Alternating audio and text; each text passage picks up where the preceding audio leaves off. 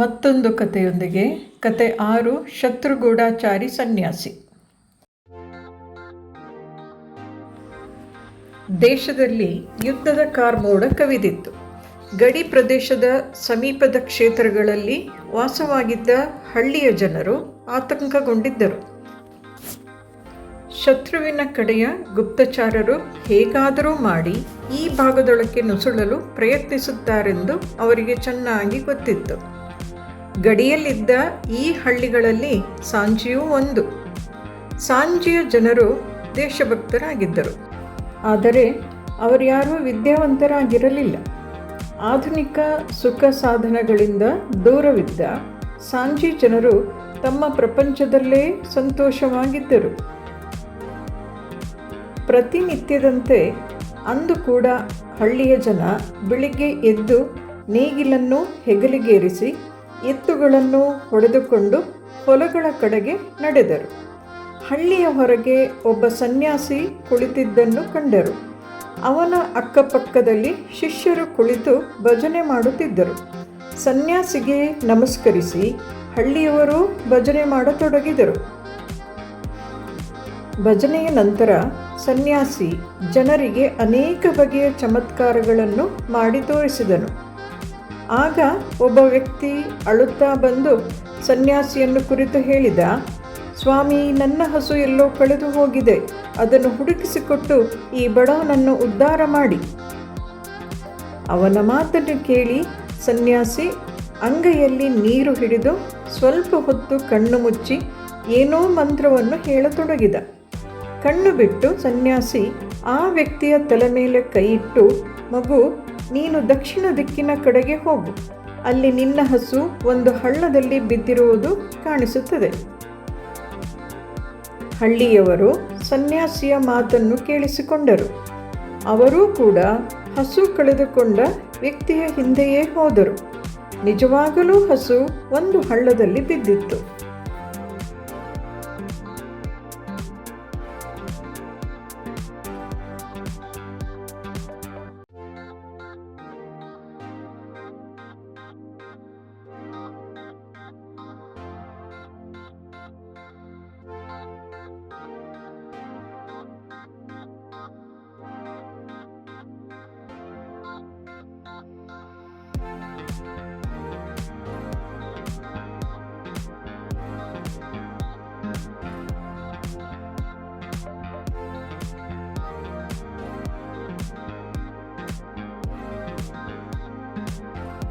ಜನರು ಸನ್ಯಾಸಿಗೆ ಜೈಕಾರ ಹೇಳತೊಡಗಿದರು.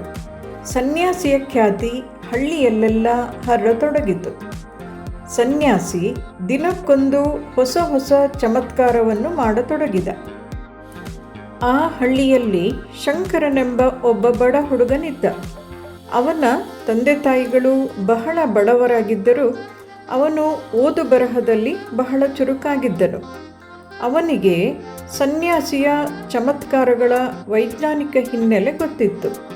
ಅವನು ಯಾವಾಗಲೂ ಹಳ್ಳಿಯ ಜನರಿಗೆ ಸನ್ಯಾಸಿ ಯಾವ ಚಮತ್ಕಾರವನ್ನೂ ಮಾಡುತ್ತಿಲ್ಲ, ವೈಜ್ಞಾನಿಕ ಸತ್ಯಗಳನ್ನು ನಿಮ್ಮ ಮುಂದೆ ತೋರಿಸುತ್ತಿದ್ದಾನೆ.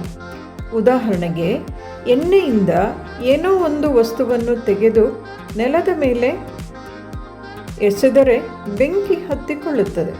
ಇದರ ವೈಜ್ಞಾನಿಕ ರಹಸ್ಯ, ಸೋಡಿಯಂ ಎಂಬ ವಸ್ತು ವಾತಾವರಣದ ಸಂಪರ್ಕಕ್ಕೆ ಬಂದಾಗ ಅದರಲ್ಲಿ ಬೆಂಕಿ ಉಂಟಾಗುತ್ತದೆ ಎಂದು ಹೇಳುತ್ತಿದ್ದನು. ಆದರೆ ಜನರು ಅವನು ನಾಸ್ತಿಕನೆಂದು ಹೇಳಿ ಓಡಿಸುತ್ತಿದ್ದರು. ಒಂದು ದಿನ ಶಂಕರ ಸಂಜೆ ಕಾಡಿನಿಂದ ಕಟ್ಟಿಗೆಗಳನ್ನು ಕಡಿದುಕೊಂಡು ಮನೆಗೆ ವಾಪಸ್ಸಾಗುತ್ತಿದ್ದನು. ದಾರಿಯಲ್ಲಿ ಕೆಲವು ಅಪರಿಚಿತ ವ್ಯಕ್ತಿಗಳನ್ನು ಕಂಡು ಇವರ್ಯಾರೋ ಹೊಸಬರಿರಬಹುದೆಂದು ಅನುಮಾನ ಬಂತು. ಅವರು ತಲೆಗೆ ಸುತ್ತಿದ್ದ ಪೇಟ ಮಾಮೂಲಿಯಾಗಿರಲಿಲ್ಲ. ಅವನ ಹಳ್ಳಿಯಲ್ಲಿ ಅಥವಾ ಅಕ್ಕಪಕ್ಕದ ಹಳ್ಳಿಯಲ್ಲಿ ಅವನು ಯಾರೂ ಇಂತಹ ಪೇಟ ಕಟ್ಟಿರುವುದನ್ನು ಎಂದೂ ಕಂಡಿರಲಿಲ್ಲ. ಕಟ್ಟಿಗೆಯ ಹೊರೆಯನ್ನು ತಲೆಯ ಮೇಲಿಂದ ಕೆಳಗಿಳಿಸಿ ಮರದ ಹಿಂದೆ ಮರೆಯಾಗಿದ್ದುಕೊಂಡು ಆ ವ್ಯಕ್ತಿಗಳನ್ನು ಹಿಂಬಾಲಿಸತೊಡಗಿದ. ಅವರೆಲ್ಲ ಸನ್ಯಾಸಿಯ ಗುಡಿಸಲಿನ ಹತ್ತಿರ ಹೋಗತೊಡಗಿದರು. ಅವರು ಒಂದು ದಿಣ್ಣೆಯನ್ನು ಹತ್ತಿದ ಮೇಲೆ ಸನ್ಯಾಸಿಯ ಶಿಷ್ಯರು ಇವರಿಗಾಗಿ ಕಾಯುತ್ತಿರುವುದನ್ನು ಕಂಡು ಶಂಕರನಿಗೆ ಆಶ್ಚರ್ಯವಾಯಿತು. ಶಿಷ್ಯನೊಬ್ಬನು ಕೈಯಲ್ಲಿ ಒಂದು ಉದ್ದವಾದ ಬಿದಿರು ಕಡ್ಡಿಯನ್ನು ಹಿಡಿದಿದ್ದ. ಅದಕ್ಕೆ ಲಾಠೀನನ್ನು ಸಿಕ್ಕಿಸಲಾಗಿತ್ತು. ಅಪರಿಚಿತರು ಬಂದ ಕೂಡಲೇ ಲಾಠೀನನ್ನು ಅಲ್ಲಾಡಿಸತೊಡಗಿದರು. ಇದು ಅವರ ಸಂಕೇತವಾಗಿತ್ತು. ಅಷ್ಟು ಹೊತ್ತಿಗೆ ಕತ್ತಲು ಗಾಢವಾದುದರಿಂದ ಯಾರೂ ಶಂಕರನನ್ನು ಗಮನಿಸಲಿಲ್ಲ. ಆ ಅಪರಿಚಿತರು ಮತ್ತು ಸನ್ಯಾಸಿಯ ಶಿಷ್ಯರು ಕುಟೀರದ ಹಿಂದೆ ನಿರ್ಮಿಸಲಾಗಿದ್ದ ಕೋಣೆಯೊಳಗೆ ಮೆಲ್ಲಗೆ ಹೋದುದನ್ನು ಶಂಕರ ನೋಡಿದ. ಕೋಣೆಯೊಳಗೆ ಹೋದ ಮೇಲೆ ಅವರು ಬಾಗಿಲು ಹಾಕಿಕೊಂಡರು. ಶಂಕರ ಸದ್ದು ಮಾಡದೆ ಬಾಗಿಲ ಬಳಿ ನಿಂತು ಅವರಾಡುವ ಮಾತನ್ನು ಕೇಳಿಸಿಕೊಳ್ಳತೊಡಗಿದ. ಒಬ್ಬ ಶಿಷ್ಯ ಅಪರಿಚಿತನಿಗೆ ಹೇಳಿದ, ಸರ್, ನೀವೇನು ಚಿಂತೆ ಮಾಡಬೇಡಿ. ನಾನು ಬೇಸ್ ಕ್ಯಾಂಪಿನ ಚಿತ್ರ ಆದಷ್ಟು ಬೇಗ ತೆಗೆದು ನಿಮಗೆ ಕಳುಹಿಸಿಕೊಡ್ತೀನಿ. ಇಲ್ಲಿನ ಜನರು ಅವಿದ್ಯಾವಂತರು. ಅವರನ್ನು ಮೂರ್ಖರನ್ನಾಗಿ ಮಾಡುವುದು ಕಷ್ಟದ ಕೆಲಸವೇನಲ್ಲ.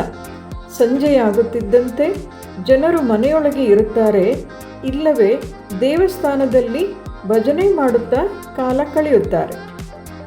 ಎಲ್ಲ ಕೆಲಸ ಸುಸೂತ್ರವಾಗಿ ನಡೀತಿದೆ. ಆಗ ಗಂಭೀರವಾದ ದನಿಯೊಂದು ಮಾತನಾಡಿತು, ಎಲ್ಲ ಮಿಷನ್ಗಳು ಕಾರ್ಯಾಚರಣೆಯಲ್ಲಿರುವಂತೆ ನೋಡಿಕೊಳ್ಳಿ. ಆಗಲೇ ನಾವು ಭಾರತೀಯ ಸೈನ್ಯದ ಶಕ್ತಿಯನ್ನು ಸರಿಯಾಗಿ ತಿಳಿದುಕೊಳ್ಳಬಹುದು. ಜೊತೆಗೆ ನಾವು ಮದ್ದು ಗುಂಡುಗಳನ್ನು ಆರಾಮವಾಗಿ ತರಬಹುದಾದಂತಹ ಹಾಗೂ ನಮ್ಮ ಸೈನಿಕರು ನುಸುಳಬಹುದಾದಂತಹ ಸ್ಥಳಗಳನ್ನು ಗಡಿಯ ಹತ್ತಿರ ಹುಡುಕಿ ಈ ಆಯುಧಗಳನ್ನು ತೆಗೆದುಕೊಳ್ಳಿ. ಭೂಮಿಯನ್ನು ಅಗೆದು ಕೆಲವನ್ನು ಬಚ್ಚಿಟ್ಟಿರಿ. ಯುದ್ಧದ ಸಂದರ್ಭದಲ್ಲಿ ಕೆಲಸಕ್ಕೆ ಬರುತ್ತೆ. ಯಾವಾಗಲೂ ಎಚ್ಚರದಿಂದಿರಿ. ನಿಮ್ಮ ಒಂದು ಸಣ್ಣ ತಪ್ಪು ನಮ್ಮ ಮಿಷನನ್ನು ಹಾಳು ಮಾಡಬಹುದು. ಸರ್, ನೀವು ಅದರ ಬಗ್ಗೆ ಚಿಂತೆ ಮಾಡಬೇಡಿ. ಇಲ್ಲಿನ ಜನರು ಎಷ್ಟು ಪೆದ್ದರು ಅಂದರೆ ಈ ಚೇಲಾಗಳು ನೀವು ಬಂದಿರಿ ಎಂಬ ಸೂಚನೆ ನೀಡಲು ಕಂದೀಲನ್ನು ಹಚ್ಚಿದರು. ನಾನು ಅವರಿಗೆ ನಿಮ್ಮ ಹಳ್ಳಿಯಲ್ಲಿ ಪ್ರೇತಾತ್ಮ ಪ್ರವೇಶ ಮಾಡುತ್ತಿದೆ ಎಂದಿದ್ದಕ್ಕೆ ಅವರು ಹೆದರಿ ನಡುಗತೊಡಗಿದರು. ಆಗ ನಾನು, ನೋಡಿ, ಈಗ ನಾನು ಮಂತ್ರಶಕ್ತಿಯಿಂದ ಅದನ್ನು ಹೊರದೋಡಿಸುವೆನು ಎಂದು ಹೇಳಿ ನೀರು ತೆಗೆದುಕೊಂಡು ಅತ್ತ ಕಡೆ ಎರಚಿದೆ. ಅಷ್ಟು ಹೊತ್ತಿಗೆ ಕಂದೀಲನ್ನು ಕೆಳಕ್ಕೆ ತೆಗೆದುಕೊಳ್ಳಲಾಗಿತ್ತು. ಆಗವರು ನನ್ನ ಮಂತ್ರಶಕ್ತಿಯಿಂದ ಪ್ರೇತಾತ್ಮ ಓಡಿ ಹೋಯಿತು ಎಂದು ತಿಳಿದರು. ಈ ದನಿ ಸನ್ಯಾಸಿಯದಾಗಿತ್ತು. ಶಂಕರ್ ಅದನ್ನು ಗುರುತಿಸಿದ. ಮತ್ತೊಮ್ಮೆ ಗಂಭೀರವಾದ ದನಿ ಕೇಳಿಬಂತು. ಹೊರಡ್ತೀನಿ. 2 ದಿನ ಬಿಟ್ಟು ಇದೇ ಸಮಯಕ್ಕೆ ಸರಿಯಾಗಿ ಬರ್ತೀವಿ. ಅಷ್ಟರೊಳಗೆ ಫೋಟೋಗಳನ್ನು ಸಿದ್ಧ ಮಾಡಿರಿ. ಶಂಕರ್ ಮೆಲ್ಲಗೆ ಅಲ್ಲಿಂದ ಸರಿದು ಪಕ್ಕದಲ್ಲಿದ್ದ ಪೊದೆಗಳಲ್ಲಿ ಅವಿತುಕೊಂಡ. ಅಪರಿಚಿತರೆಲ್ಲ ಹೊರಟು ಹೋದ ಮೇಲೆ ತಾನು ಕಟ್ಟಿಗೆ ಹೊರೆ ಇಟ್ಟಿದ್ದ ಜಾಗಕ್ಕೆ ಬಂದು ಹೊರೆಯನ್ನು ತೆಗೆದುಕೊಂಡು ಬೇಗ ಬೇಗ ನಡೆದು ಅದನ್ನು ಮನೆಯಲ್ಲಿಟ್ಟ. ಕೂಡಲೇ ಪೊಲೀಸ್ ಸ್ಟೇಷನ್ ಕಡೆಗೆ ಧಾವಿಸಿದ. ಇನ್ಸ್ಪೆಕ್ಟರ್ ಅನ್ನು ಕಂಡು ನಡೆದದ್ದನ್ನೆಲ್ಲ ವಿವರವಾಗಿ ಹೇಳಿದ. ಇನ್ಸ್ಪೆಕ್ಟರ್ ಶಂಕರ್ ಜೊತೆ ಸೇರಿಕೊಂಡು ಒಂದು ಯೋಜನೆ ಹಾಕಿದರು. ಈ ವಿಷಯ ಕೇವಲ ಶಂಕರ್, ಇನ್ಸ್ಪೆಕ್ಟರ್ ಮತ್ತು ಒಬ್ಬ ಪೊಲೀಸ್ಗೆ ಮಾತ್ರ ಗೊತ್ತಿತ್ತು. 2 ದಿನಗಳ ನಂತರ ಶಂಕರ್ ಅದೇ ಸಮಯಕ್ಕೆ ಅದೇ ಜಾಗಕ್ಕೆ ಬಂದ. ಇನ್ಸ್ಪೆಕ್ಟರ್, ಪೊಲೀಸ್ ಮತ್ತು ಮಿಕ್ಕ ಸೈನಿಕರೆಲ್ಲ ಸನ್ಯಾಸಿಯ ಆಶ್ರಮದ ಅಕ್ಕಪಕ್ಕದಲ್ಲಿ ಅವಿತು ಕುಳಿತುಕೊಂಡರು. ನಿಗದಿಪಡಿಸಿದ ಸಮಯಕ್ಕೆ ಆ ಅಪರಿಚಿತರು ಬಂದರು. ಶಂಕರ್ ಅವರಿಗೆ ಗೊತ್ತಿಲ್ಲದಂತೆ ಅವರನ್ನು ಹಿಂಬಾಲಿಸಿದ. ಅವರೆಲ್ಲ ಇನ್ನೇನು ಆಶ್ರಮವನ್ನು ತಲುಪುವುದರಲ್ಲಿದ್ದರು. ಪೊಲೀಸರು ಅವರನ್ನು ಸುತ್ತುವರಿದು ಬಂಧಿಸಿದರು. ಇನ್ಸ್ಪೆಕ್ಟರ್ ಮತ್ತು ಕೆಲವು ಸೈನಿಕರು ಅಪರಿಚಿತರಂತೆ ವೇಷ ಹಾಕಿಕೊಂಡು ಆಶ್ರಮದೊಳಗೆ ಹೋದರು. ಇದೆಲ್ಲ ಎಷ್ಟು ಸದ್ದಿಲ್ಲದೆ ನಡೆಯಿತು ಎಂದರೆ ಯಾರೊಬ್ಬರಿಗೂ ಇದರ ಬಗ್ಗೆ ಸುಳಿವು ಸಿಗಲಿಲ್ಲ. ಯೋಜನೆಯಂತೆ ವಿದ್ಯುತ್ತಿನ ಮೇನ್ ಸ್ವಿಚ್ಚನ್ನು ಆರಿಸಲಾಯಿತು. ಎಲ್ಲೆಲ್ಲೂ ಕತ್ತಲು ಆವರಿಸಿತು.